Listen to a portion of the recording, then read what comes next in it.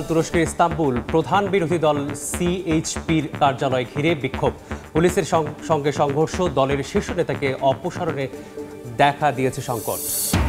নতুন রাজনৈতিক সংকটে ফ্রান্স, ৯ মাসের মাথায় আস্থা ভোটে পদচ্যুত প্রধানমন্ত্রী, ২ বছরে পঞ্চম প্রধানমন্ত্রীর খোঁজে প্রেসিডেন্ট ম্যাক্রন।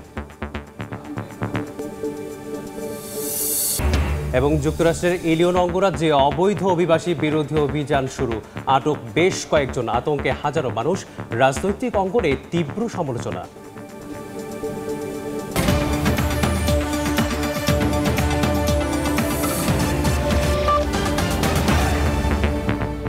আন্তর্জাতিক সময়ের সঙ্গে আছে আমি মেসবাহুল আলী। শুরুতেই ডাকসু নির্বাচনের খবর। এই মুহূর্তে ঢাকা বিশ্ববিদ্যালয়ের সিনেট ভবন কেন্দ্রে শাকির আহমেদ, কার্জন হল কেন্দ্রে জুম্মান সাদিক জ্যাভলিন, উদয়ন স্কুল কেন্দ্রে মাসুদুর রহমান এবং ঢাকা বিশ্ববিদ্যালয় ক্লাবে আছেন শাবাব ওয়াসি এবং ইউনিভার্সিটি ল্যাবরেটরি স্কুল কেন্দ্রে আছেন আদনান তুর্য। শুরুতে যাচ্ছি শাকিরের কাছে।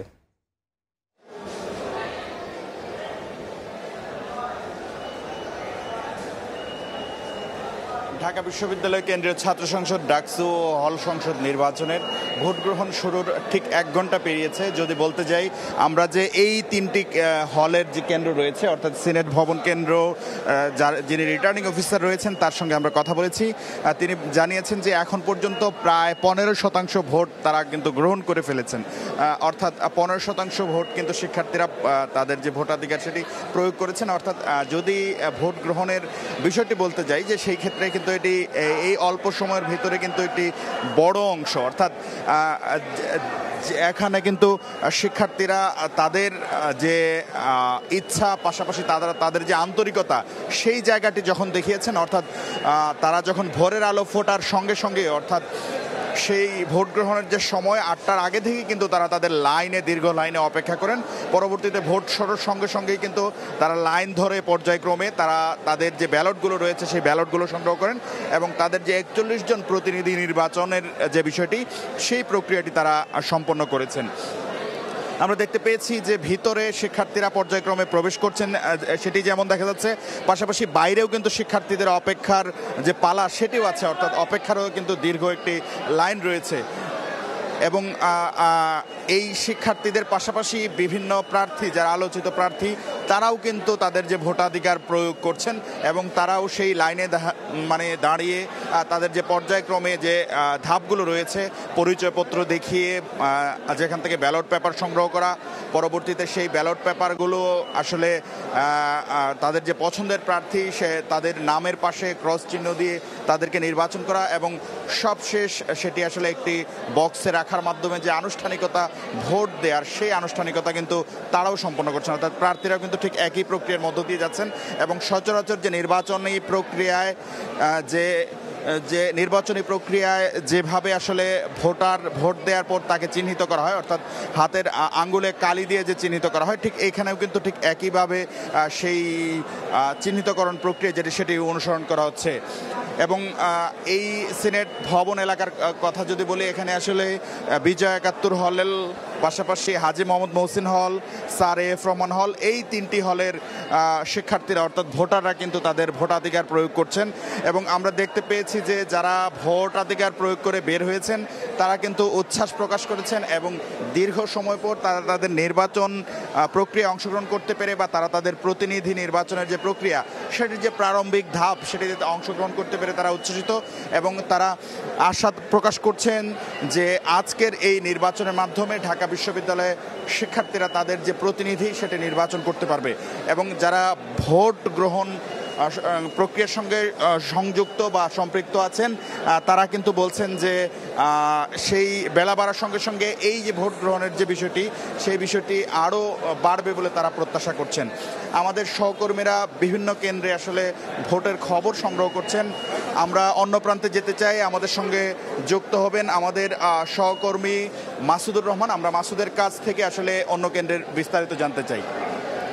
আমি এখন আছি উদয়ন ভোট কেন্দ্রে। এখানে সকাল থেকেই ভোট গ্রহণ চলছে সুষ্ঠু স্বাভাবিকভাবে। ভোটারদের যে উপস্থিতি এটি একেবারেই একটি সুষ্ঠু ভোট এবং একটি উৎসবমুখর পরিবেশে ভোটের সময় যেরকম ভোটার হয় সেরকমই আমরা দেখছি। সকাল থেকেই দীর্ঘ লাইনে বাইরে অপেক্ষা করে এরপর ভেতরে ঢুকে ভেতরেও লম্বা লাইনে অপেক্ষা করে কিন্তু খুবই আগ্রহীর সহিত ভোটাররা তাদের যে ভোট সেটি তারা দিচ্ছেন। এবং যেহেতু এই ভোটে প্রার্থী অনেক বেশি এবং পদও অনেক বেশি, প্রায় 41টি পদ, সে কারণেই প্রত্যেকটি ভোটারের জন্য 10 মিনিটের সময় নির্ধারণ করা আছে, যে কারণে ভোটারদের একটু বেশি সময় অপেক্ষা করতে হয় লাইনে। তবে সকাল থেকেই আমরা কোনো ভোটারকে অভিযোগ দিতে শুনিনি যে কোনো ধরনের অসুবিধা তাদের হয়েছে। খুবই স্বাভাবিকভাবে তারা ভোট দিয়েছে এবং কোনো ধরনের প্রতিবন্ধকতা এখন পর্যন্ত আমরা দেখিনি। তবে এই যে উদয়ন কেন্দ্র, এখানে কবি জসিমউদ্দিন হল, শেখ মুজিবুর রহমান হল, জিয়াউর রহমান হলের ভোটাররা এখানে ভোট দিচ্ছেন। এবং এখানে আমরা দেখেছি যে ডাকসু নির্বাচনে যারা হেভিওয়েট প্রার্থী, যাদেরকে আমরা শুরু থেকে আলোচনায় ছিল, সেরকম 3 থেকে 4 জন প্রার্থীকে আমরা ইতোমধ্যে ভোট দিতে দেখেছি। আমরা কিছুক্ষণ আগে এই কেন্দ্রে ভোট দিয়েছেন শেখ তানভীর বারী হামিম এবং সাদিক কায়ুম, তারা এখানে ভোট দিয়েছেন। এবং সাদিক একটি বিষয়ে অভিযোগ করেছেন যে ছাত্রদলের যে প্রার্থীরা আছে তারা ভোট কেন্দ্রের 100 মিটারের ভেতরে যে লিফলেট বিতরণ করছে এটি আচরণবিধির লঙ্ঘন। তো এই অভিযোগটি তারা করেছে। ছাত্রদলের যারা আছেন তাদের কাছে নিশ্চয়ই এই বিষয়ে আমরা জানতে চাইবো। তো এখন একটু কার্জন হলে যেতে চাই, সেখানে আমাদের আরেক সহকর্মীরা আছে, সেখানে একটু যেতে চাই যে কার্জন হলের কি অবস্থা। জ্যাভলিন, কার্জন হলের যে কেন্দ্রটি রয়েছে, এখানে মূলত 3টি হলের ভোট কেন্দ্র এখানে রয়েছে। বিশেষ করে যে সায়েন্স ফ্যাকাল্টির যে 3টি হল, তাদের ফজলুল হক হল, শহীদুল্লাহ হল এবং অমর একুশে 3টি হলের শিক্ষার্থীরা এখানে ভোট দিচ্ছেন। এবং আমরা সকাল থেকেই দেখছি একেবারে ভোটের শুরু হওয়ার প্রথম প্রহর থেকেই কিন্তু তারা এখানে দীর্ঘ লাইন এখানে ধীরে ধীরে তৈরি হয়েছে এবং সেটি এখনও বিদ্যমান। এবং আমরা দেখছি যে প্রবেশ মুখ যেহেতু একটি প্রত্যেক হলের জন্য, যার কারণে লাইনটা কিছুটা দীর্ঘ হচ্ছে। তবে যারা ভিতরে ঢুকছেন তারা কিন্তু খুব দ্রুতই বেরিয়ে আসছেন, কেননা ভেতরের বুথের সংখ্যা কিন্তু পর্যাপ্ত রয়েছে এখনও পর্যন্ত। এবং আমরা এখানে বেশ উৎসবমুখর পরিবেশেই দেখছি শিক্ষার্থীরা যারা এসেছেন তারা তাদের পছন্দের প্রার্থীকেই ভোট দিতে পারছেন। এখনও পর্যন্ত এমন কোনো ধরনের অপ্রীতিকর ঘটনা এখানে আমরা ঘটেছে বলে আমরা এখনও পর্যন্ত জানতে পারিনি। তবে একজন প্রার্থী যিনি DUCSU for change, vote for change প্যানেলের সদস্য প্রার্থী, কেন্দ্রীয় সদস্য প্রার্থী মাহাতাব, তিনি যেটি একটি অভিযোগ করেছেন সেটি অবশ্য নির্দিষ্ট কোনো দলের বিপরীতে নয়, কোনো দলের বিপক্ষে নয়। এই অভিযোগটি তিনি একটি ঢালাওভাবেই করেছেন যে নির্বাচনী আচরণবিধি অনেকেই মানছেন না, কেননা যেই লিফলেট কিংবা টোকেন যেখানে ব্যালটের নাম্বারটি লেখা আছে সেটি কিন্তু আপনি জানেন যে ভোট কেন্দ্রে ঢুকবার সময় একেবারে মিনিমাম 100 মিটার দূরে সেটি কিন্তু হাতে দিতে পারেন। তবে এটি 20 মিটার কিংবা কেন্দ্রের একেবারে দরজায় প্রবেশের পথে সেখানেও কিন্তু আমরা দেখছি আসলে যে এই টোকেনগুলো অনেকে দিচ্ছেন ব্যালট নাম্বার, সেটি ভোটের শিক্ষার্থীদের ভোট দিতে কিন্তু কিছুটা প্রভাবিত করবে। এবং তফসিল অনুযায়ী বা আচরণবিধি অনুযায়ী যেই নির্দেশনা দেওয়া হয়েছে নির্বাচন কমিশনের পক্ষ থেকে, তার লঙ্ঘন বলে কিন্তু তিনি অভিযোগ করেছেন। এবং তিনি প্রক্টরের কাছে ইতোমধ্যেই এ বিষয়ে জানিয়েছেন, মুঠোফোনের মাধ্যমে তাকে জানিয়েছেন বিষয়টি, এবং তাকে আশ্বাস দেওয়া হয়েছে দ্রুত এই বিষয়টি আসলে সমাধান করা হবে এবং এই বিষয়ে পদক্ষেপ নেওয়া হবে। তবে তিনি যেটি বলছিলেন যে ভোট কাস্টিং শুরু হওয়ার প্রায় 1 ঘন্টা পার হয়ে গেছে, এখনও পর্যন্ত কিন্তু সে ব্যাপারে কোনো পদক্ষেপ তিনি নিতে দেখেননি, এমনটি তারা বলছেন। এবং এই বিশেষ করে এই যে শহীদুল্লাহ হলের, ডক্টর মোহাম্মদ শহীদুল্লাহ হলের যে শিক্ষার্থীর সংখ্যা কিন্তু অনেক বেশি, যে কারণে এই হলের কেন্দ্রের সামনের লাইনটি অনেক লম্বা এবং তারা প্রত্যেকেই আসলে বেশ খোশ মেজাজে আছেন, নিজের প্রার্থীকে, পছন্দের প্রার্থীকে ভোট দেবেন। এবং এখনও পর্যন্ত খুব সুষ্ঠু পরিবেশেই সার্বিক যে ভোট প্রদান সেটি চলছে। এই ছিল আমার কাছে কার্জন হল থেকে সবশেষ খবর। আমরা চলে যাচ্ছি আদনান তুর্যর কাছে।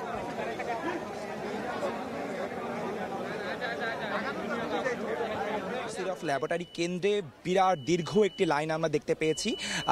এই কেন্দ্রে শুধুমাত্র ঢাকা বিশ্ববিদ্যালয়ের শামসুন্নাহর হলের শিক্ষার্থীরাই ভোট দিচ্ছেন। এই কেন্দ্রে প্রায় ৪,৪০০ মতো ভোটার রয়েছেন। দর্শক, ভোটের প্রায় ১-১.৫ ঘন্টা চলে গেছে আমরা দেখতে পেয়েছি, কিন্তু ইতিমধ্যে বিভিন্ন ভোটাররা যেমন দীর্ঘ লাইন নিয়ে অপেক্ষা করছেন, তেমন বিভিন্ন প্রার্থীরাও কিন্তু এই কেন্দ্রে এসে খোঁজ নিয়ে গেছেন। আমরা প্রথমে এসেই ছাত্রদল প্রার্থী আবিদ খানকে দেখতে পেয়েছি। তিনি কিন্তু এসে এই কেন্দ্রে আসলে নির্বাচনী আচরণবিধি লঙ্ঘন হচ্ছে কি হচ্ছে না তা দেখতে পাচ্ছি। দর্শক, আপনারা কিন্তু দেখতে পাচ্ছেন এই মুহূর্তে ছাত্রদলের যিনি জিএস প্রার্থী রয়েছেন আব্দুল বার আলী হামিম, তিনি কিন্তু এই শামসুন্নাহর হলে এসেছেন। তিনি কিন্তু ভোটারদের খোঁজ খবর নিচ্ছেন এবং চারিপাশের পরিবেশ ঠিক আছে কিনা তা তিনি দেখছেন। আমরা যদি একটু তার সাথে কথা বলতে চাই, ভাই আপনি যদি একটু বলতেন কেমন দেখছেন সকালবেলা থেকে নির্বাচনের পরিস্থিতি? আমরা তো এখন পর্যন্ত ভোটের ৫০ বা ১ ঘন্টা পার হয়েছে, সবই ভালো আছে, কিন্তু লাইনগুলো দীর্ঘ হচ্ছে, গরমে ভোটারদের কষ্ট হচ্ছে, এই একটা বিষয়। এই কনসার্নে আমরা বলেছিলাম ভোট কেন্দ্র বাড়ানোর জন্য, যা হোক তখন তো বাড়ানো হয়নি, শুধু এখন এগুলো বলে লাভ নেই, কিন্তু এখন পর্যন্ত অবস্থা ভালো। কোনো ধরনের শঙ্কা আছে কিনা ভাই? না, কোনো ধরনের শঙ্কা নেই, এখন পর্যন্ত তো কোনো শঙ্কা দেখছি না। আশা করছি নির্ধারিত সময় পর্যন্ত কেউ কোনো শঙ্কায় শঙ্কিত হবে না। আপনার ব্যক্তিগত মতামত কি, ডাকসু শেষ হওয়ার পর যদি কেমন হবে ডাকসুটা? দেখেন, আমি তো ভবিষ্যৎবাণী করতে পারি না, আশা রাখতে পারি। আমি আশা রাখছি যে ভালো কিছু হবে। ধন্যবাদ। আপনারা কিন্তু দেখছিলেন দর্শক, আমাদের বিএনপির ছাত্রদল পদপ্রার্থী ছাত্রদলের যিনি জিএস পদপ্রার্থী রয়েছেন, তিনি কিন্তু ইউনিভার্সিটি ল্যাবরেটরি স্কুল কেন্দ্রের সামনে অবস্থান করছেন। দর্শক, আপনারা কিন্তু দেখতে পাচ্ছেন এক ধরনের বিরাট শামসুন্নাহর হলের বিরাট দীর্ঘ লাইন, এবং যেহেতু সময় ধীরে ধীরে বাড়ছে এবং রোদও বাড়ছে, তেমন ভোটারদের এক ধরনের কষ্ট কিন্তু আমরা দেখতে পাচ্ছি। তারপরও ভোটাররা উচ্ছ্বাসিত। অনেক দিন পর ঢাকা বিশ্ববিদ্যালয়ের গণতান্ত্রিক যেই চর্চা তা আবার শুরু হচ্ছে। দর্শক, এই মুহূর্তে ঢাকা ক্লাব কেন্দ্রে অবস্থান করছেন সহকর্মী শাবাব ওয়াসি, সরাসরি চলে যাচ্ছি তার কাছে। ঢাকা বিশ্ববিদ্যালয় এবারের প্রায় 40,000 ভোটারের মধ্যে কিন্তু 48% কিন্তু নারী ভোটার, এবং আমরা যেখানে দাঁড়িয়ে আছি ঢাকা বিশ্ববিদ্যালয় ক্লাবের সামনে, সেখানে দুইটি হলের মেয়ে দুটি হলের নারী শিক্ষার্থীদের যে দুটি হল, বঙ্গমাতা শেখ ফজিলাতুন্নেসা মুজিব হল এবং কুয়েত মৈত্রী হলের নারী শিক্ষার্থীরা কিন্তু এখানে ভোট দিতে এসেছেন। আমরা দেখতে পেয়েছি যে ভোট শুরু হওয়ার কথা 8টায়, কিন্তু 7:15 7:30 থেকেই কিন্তু এখানে আমাদের যে নারীরা আছেন তারা কিন্তু এখানে লাইন ধরে ভোট দেওয়ার জন্য, তাদের কাঙ্ক্ষিত ভোটটি দেওয়ার জন্য কিন্তু এখানে এসে জড়ো হয়েছিলেন। আমরা এই মুহূর্তে দেখতে পাচ্ছি যে বেশ উৎসব মুখর পরিবেশে কিন্তু আমাদের নারী শিক্ষার্থীরা এখানে ভোট দিচ্ছেন। আমরা তাদের সাথে কথা বলেছিলাম এবং তারা আমাদেরকে যেটি জানিয়েছেন যে বেশ নির্বাচনী আমেজ কিন্তু তাদের মধ্যে আছে, উৎসাহ উদ্দীপনা নিয়ে তারা এসেছেন ভোট দিতে। বন্ধু বান্ধব, ক্লাসমেট তাদের সঙ্গে নিয়ে, হলের রুমমেটদের সঙ্গে নিয়ে তারা দলে দলে কিন্তু এসেছেন ভোট দিতে। একটু জানিয়ে রাখি যে এই ঢাকা বিশ্ববিদ্যালয় ক্লাবটি 8টি কেন্দ্রের মধ্যে একটি কেন্দ্র, এবং এই কেন্দ্রটিতে মোটে 4,755 শিক্ষার্থী, নারী শিক্ষার্থী দুই হলের, তারা কিন্তু এইখানে ভোট দিবেন আজকে। তো এই ছিল আমার কাছে ঢাকা বিশ্ববিদ্যালয় ক্লাব থেকে সর্বশেষ খবর। জানছিলাম ডাকসু নির্বাচনের সর্বশেষ। পার্লামেন্টে আস্থা ভোটে হেরে গেছেন ফ্রান্সের প্রধানমন্ত্রী ফ্রাঁসোয়া বাইরু। সোমবার রাতে জাতীয় পরিষদে বিপুল ব্যবধানে পরাজিত হন ৭৪ বছর বয়সী এই নেতা। মাত্র ৯ মাস টিকে ছিলেন তিনি। নতুন প্রধানমন্ত্রী খোঁজার দৌড়ে এখন চাপে আছেন প্রেসিডেন্ট ইমানুয়েল ম্যাক্রো। জাতীয় পরিষদে বাজেট কাটছাঁট নিয়ে আস্থা ভোট ডেকে চরম ফাঁদে পড়লেন ফরাসি প্রধানমন্ত্রী ফ্রাঁসোয়া বাইরু। সরকারি ব্যয় $5,200 কোটি কমানোর প্রস্তাবে ক্ষুব্ধ বিরোধীরা একজোট হয়ে ভোট দিলেন তার বিরুদ্ধে। এ কারণে 364 বনাম 194 ভোটে ভেঙে পড়ল বাইরুর সরকার। সংবিধান অনুযায়ী সরকারের পদত্যাগ করতে হবে প্রেসিডেন্টের কাছে। মঙ্গলবারই বাইরু ইমানুয়েল ম্যাখোর কাছে লিখিত পদত্যাগপত্র জমা দেবেন বলে জানানো হয়েছে। প্রেসিডেন্টের কার্যালয় থেকে জানানো হয়েছে কয়েকদিনের মধ্যেই নতুন প্রধানমন্ত্রী নিয়োগ দেবেন ম্যাখো। মাত্র 2 বছরের মধ্যে পঞ্চম প্রধানমন্ত্রী পাচ্ছে ফ্রান্স। এর আগে কনজারভেটিভ নেতা মিশেল বার্নিয়ে টিকেছিলেন মাত্র 3 মাস। এবার মধ্যপন্থা বাইরুও বিদায় নিচ্ছেন 9 মাসেই। বিশ্লেষকরা বলছেন 1958 সালের পর এরকম রাজনৈতিক অচলাবস্থা ফ্রান্স আর দেখেনি। তবে প্রশ্ন রয়ে গেছে কে হবেন নতুন প্রধানমন্ত্রী। আলোচনায় এগিয়ে আছেন প্রতিরক্ষা মন্ত্রী সেবাস্তিয়ান লেকর্নু, শ্রমমন্ত্রী ক্যাথরিন ভত্রিন আর অর্থমন্ত্রী এরিক লম্বার। কিন্তু ফ্রান্সের চরম ডানপন্থী নেতা মেরিন লে পেন চাইছেন আগাম নির্বাচন। অন্যদিকে বামপন্থীরা চাইছেন নীতির পরিবর্তন। রাজনৈতিক বিশ্লেষকরা বলছেন বাইরুর পতন ম্যাখোকে ফেলেছে এক অনিশ্চয়তার মোড়ে। ফ্রান্সের বিপুল পরিমাণ ঋণ, ইউক্রেন যুদ্ধ আর গাজা সংকটের মাঝেই আবারও রাজনৈতিক ঝড়। ইউরোপের দ্বিতীয় বৃহত্তম অর্থনীতির ভবিষ্যৎ কোন দিকে যাবে সেদিকেই এখন নজর বিশ্ববাসীর। নাদিম মারজান, সময় সংবাদ। দেখছেন আন্তর্জাতিক সময়।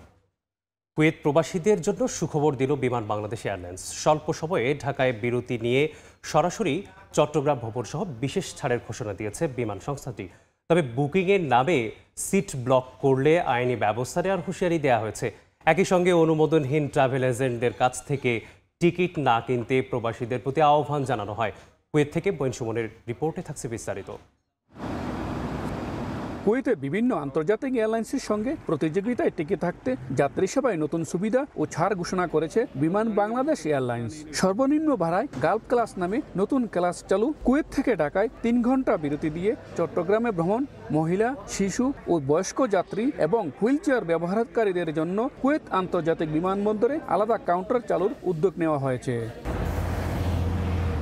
রোববার সন্ধ্যায় কুয়েতের মালিয়াস্ত বিমান অফিসে প্রবাসী সাংবাদিকদের সঙ্গে মত বিনিময় সভায় বিমান বাংলাদেশ এয়ারলাইন্সের নতুন কান্ট্রি ম্যানেজার AK-M ফরহাদ এ তথ্য জানান। তিনি আরো বলেন, অনুমোদনহীন এজেন্ট থেকে টিকিট কিনে অনেক প্রবাসী প্রতারিত হচ্ছেন। প্রবাসীদের অনুরোধ করেন বৈধ ট্রাভেল এজেন্ট ব্যতীত টিকিট ক্রয় না করতে। টিকিট রিফান্ড প্রসঙ্গে কান্ট্রি ম্যানেজার জানান, এ ব্যাপারে শুধু ট্রাভেল এজেন্টের কথা নয়, গ্রাহকের কাছ থেকেও লিখিত আবেদন গ্রহণ করা হবে। বুকিংয়ের নামে সিট ব্লকের প্রমাণ পেলে তাদের বিরুদ্ধে প্রচলিত আইনে ব্যবস্থা নেবেন বলে হুঁশিয়ারি করেন। কোনো প্যাসেঞ্জার নোটিফিকেশন ছাড়া এবং তার অ্যাপ্লিকেশন ছাড়া কেউ যেন কোনো টিকিট রিফান্ড করতে না পারে এবং সমস্ত ট্রাভেল এজেন্সি, কুয়েতের যত ট্রাভেল এজেন্সি আছে প্রত্যেককে নোটিফিকেশন দেওয়া হয়েছে যাতে কোনো travel agency without passenger notification এবং অ্যাপ্লিকেশন ছাড়া কোনো টিকিট রিফান্ড করতে পারবে না। এবং যদি কোনো কারণে এই ধরনের নিয়মের ব্যত্যয় ঘটে থাকে তাদের বিরুদ্ধে আমরা প্রচলিত নিয়ম মোতাবেক ব্যবস্থা গ্রহণ করব। নতুন করে অতিরিক্ত ব্যাগেজ সুবিধার মূল্যও নির্ধারণ করেছে সংস্থাটি। এখন থেকে একজন যাত্রী 5 কেজি ব্যাগেজের জন্য 15 দিনার, 10 কেজির জন্য 20 দিনার এবং 23 কেজির জন্য 33 দিনার অতিরিক্ত ব্যাগেজ সুবিধা পাবেন। কুয়েত প্রবাসীদের যাতায়াত সহজ করতে বিমানের নতুন এই উদ্যোগ ইতিবাচক সাড়া ফেলবে বলেই আশা করছেন সংশ্লিষ্টরা। মঈন সুমন, সময় সংবাদ, কুয়েত। মালদ্বীপের ন্যাশনাল ডিফেন্স ফোর্সের আমন্ত্রণে সরকারি সফরে বাংলাদেশ প্রতিরক্ষা সার্ভিস কমান্ড অ্যান্ড স্টাফ কলেজের 52 সদস্যের একটি প্রতিনিধি দল। সফরে দুদেশের উচ্চ পর্যায়ের সামরিক সহযোগিতা জোরদার করা হবে এবং কর্মকর্তারা সামরিক প্রশিক্ষণেও অংশ নেবেন। নবনিযুক্ত Bangladesh high commissioner doctor Nazmul Islam বলেন, এই সফরের মাধ্যমে দুদেশের সম্পর্ক আরও মজবুত হবে। খন্দকার ওমর ফারুকের তথ্য ও ছবিতে রিপোর্ট। গত 6 সেপ্টেম্বর থেকে মালদ্বীপে 7 দিনের সরকারি সফরে রয়েছেন বাংলাদেশের প্রতিরক্ষা সার্ভিস কমান্ড অ্যান্ড স্টাফ কলেজের 52 সদস্যের প্রতিনিধি দল। সফরে তারা মালদ্বীপ ন্যাশনাল ডিফেন্স ফোর্সের সদর দপ্তর পরিদর্শন করবেন এবং দেশটির সামরিক ও বেসামরিক শীর্ষ নেতাদের সঙ্গে একাধিক বৈঠক করবেন। সফররত প্রতিনিধি দলের 3 বাহিনীর ঊর্ধ্বতন কর্মকর্তারা স্থানীয় সময় সোমবার মালদ্বীপে নবনিযুক্ত high commissioner doctor Mohammad Nazmul ইসলামের সঙ্গে সৌজন্য সাক্ষাৎ করেন। বৈঠকে দুই দেশের দ্বিপাক্ষিক ও সামরিক সম্পর্ক আরো গভীর করার বিষয়ে আলোচনা হয়।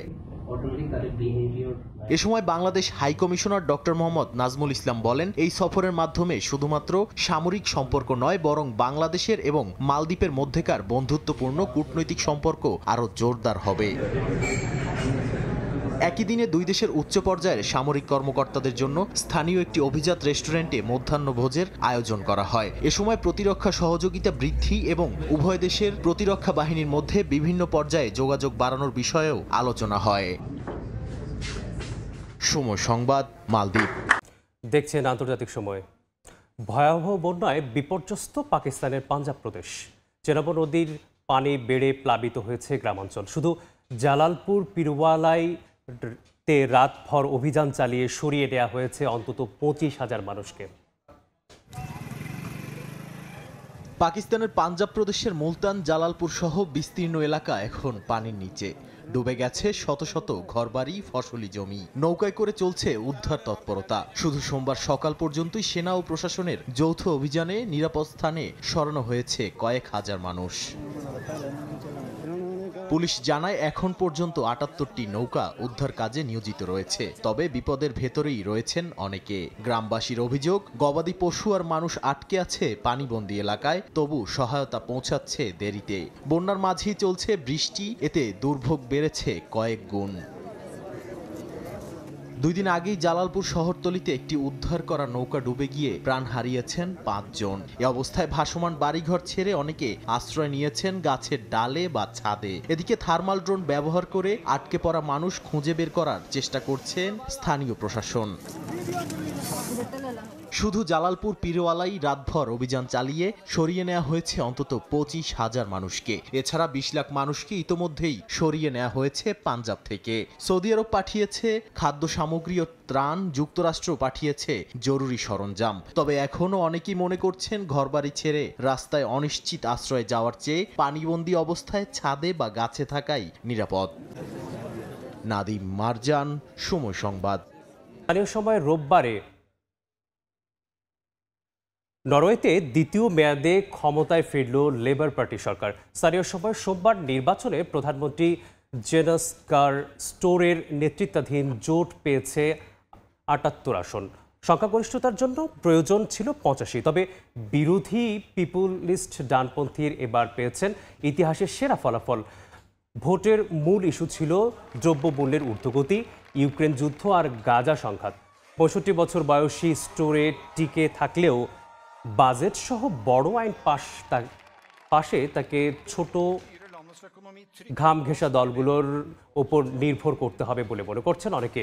ধনীদের উপর কর বৃদ্ধি, নতুন তেল অনুসন্ধান বন্ধ রাখা এবং নরওয়ের $2 ট্রিলিয়ন সোভরেন ওয়েলথ ফান্ড থেকে ইসরায়েলি কোম্পানির বিনিয়োগ প্রত্যাহারের মতো প্রশ্ন সামনে কঠিন দর কষাকষি আসবে বলে জানিয়েছেন বিশ্লেষকরা।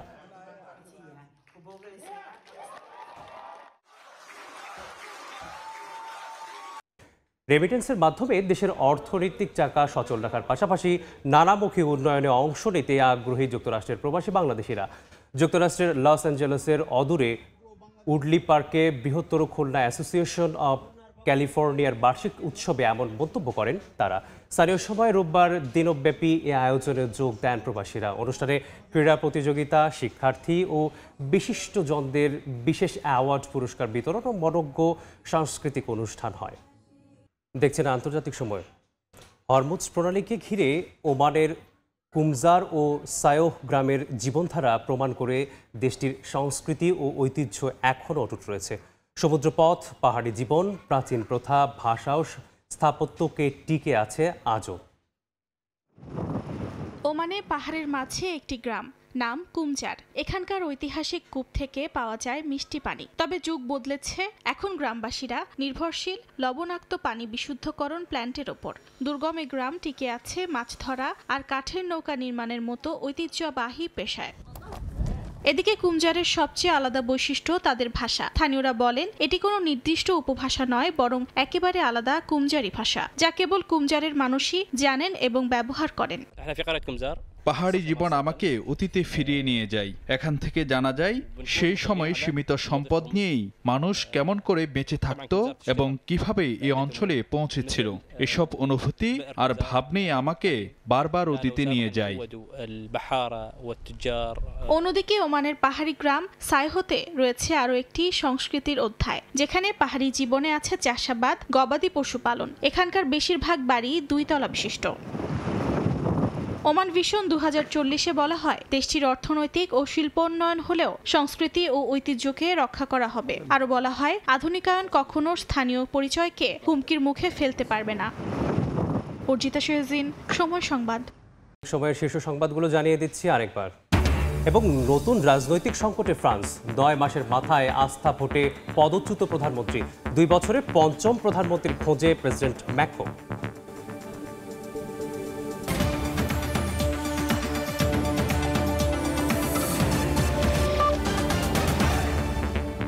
এই ছিল আন্তর্জাতিক সময়ের সঙ্গেই থাকুন সময়ের।